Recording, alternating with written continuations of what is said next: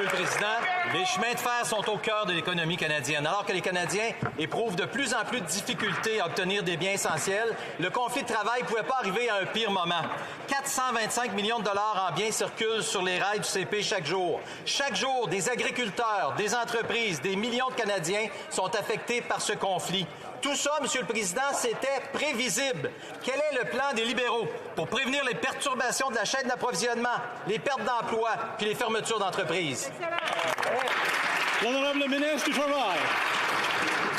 Monsieur le Président, la situation comporte toujours des défis, mais il faut savoir les surmonter pour atteindre l'accord voulu.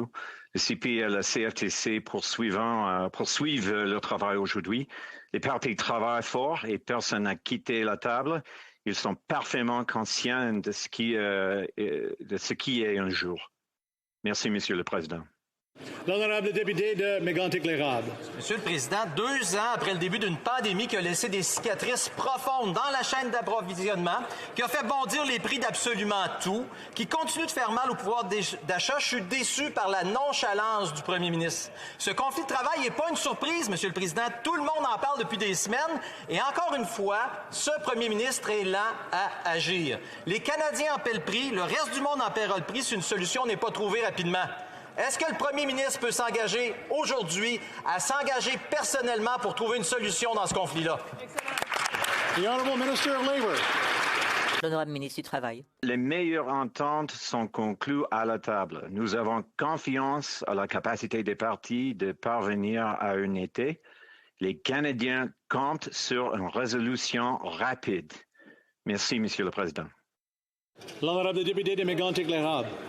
Monsieur le Président, ça ressemble à une réponse qui dit on s'en lave un petit peu les mains, là. Je comprends pas vraiment la réponse du ministre. Pendant qu'on discute, les Canadiens, eux, paient le prix cher, Monsieur le Président. L'inflation atteint des sommets, les maisons sont peu abordables, la facture d'épicerie force les familles à faire des choix difficiles.